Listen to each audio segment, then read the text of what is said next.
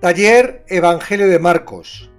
Las últimas horas con sus discípulos. Marcos 14 del 17 al 42. Jesús celebró junto a sus discípulos la última Pascua.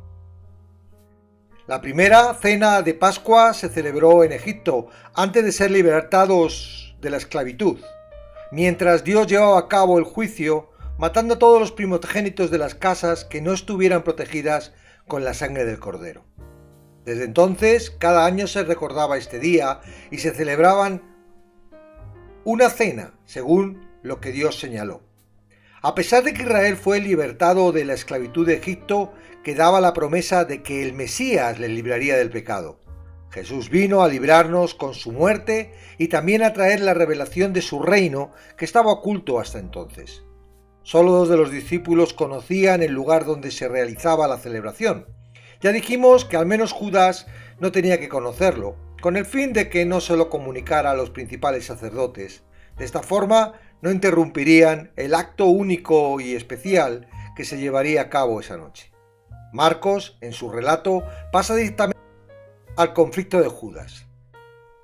Jesús revela que uno le entregaría aquella noche. Este era un discípulo falso, dado que comía con el resto. Se hacía pasar por creyente para disfrutar de los beneficios físicos, pero no tenía intereses en los que el Señor tenía que hacer para redimir el pecado del mundo. Era un asunto delicado, que el Señor dijera que uno de ellos, sin especificar quién, le traicionaría. Solo Judas sabía quién era esa persona. El resto se entristecieron e intentaron conocer quién sería. Jesús reveló quién iba a ser, pero los otros no entendieron. Había un momento en la celebración de la cena de Pascua que el padre de familia, en este caso Jesús, ofrecía un trozo de pan mojado al invitado de honor o al más especial. Que Jesús hiciera esto a Judas era muestra de su misericordia. Nada podía hacer él para cambiar las intenciones que había en el corazón de Judas. Al final sería la voluntad de Judas que actuaría en la traición. Por esto Jesús dijo: a la verdad el Hijo del Hombre va, según está escrito de él, mas ay de aquel hombre que por quien el Hijo del Hombre es entregado. Bueno le fuera a ese hombre no haber nacido. La última cena de Pascua se transformó en la primera cena del Señor. Ya no habría que celebrar que se esperaba al Mesías. Ahora se celebraría lo que el Mesías hizo por los habitantes del mundo. Jesús empleó 2 símbolos: el pan, el símbolo de su cuerpo, y el vino como símbolo de la sangre derramada para establecer el nuevo pacto. A continuación, mostró a sus seguidores que ya no bebería vino porque se marcharía, pero volvería, y entonces en el reino milenial lo volvería a beber. De camino al Monte de los Olivos, Jesús explicó a sus discípulos lo que pasaría esa noche. Todos os escandalizaréis de mí esta noche, porque escrito está: heriré al pastor y las ovejas serán dispersadas. Es difícil comprender cómo se encontrarían estos hombres. Primero, se entristecieron cuando Jesús dijo que uno le entregaría, y ahora que todos se escandalizarían y se marcharían. Pedro, líder impulsivo, dijo que, aunque todos se escandalicen, él no lo haría.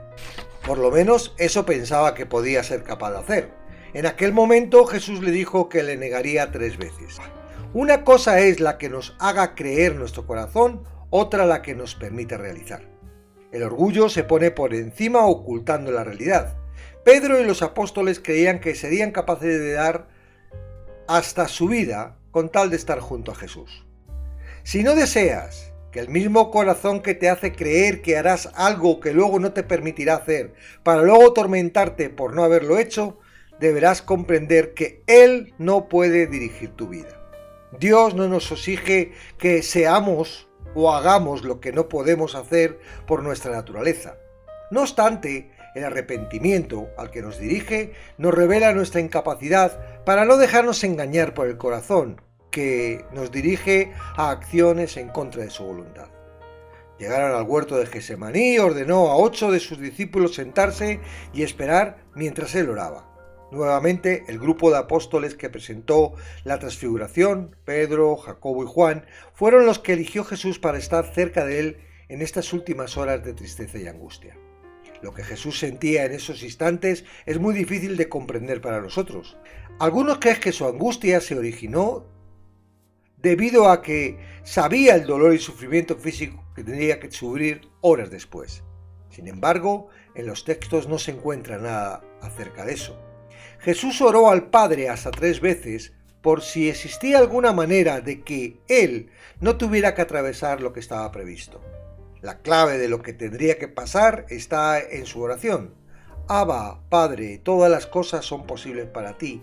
Aparta de mí esta copa, mas no lo que yo quiero, sino lo que tú. En el Antiguo Testamento, la copa se usaba a menudo como metáfora para la ira de Dios. En la cruz, Jesús bebería la copa de la ira divina contra el pecado. Su angustia tenía que ver con el rechazo al pecado. Un ser completamente santo como Jesús tendría que cargar todo el pecado del mundo. La unión por su santidad con el Padre se rompería. El Padre derramaría toda su ira contra él. He iniciado este apartado señalando que resulta imposible comprender lo que Jesús podía experimentar.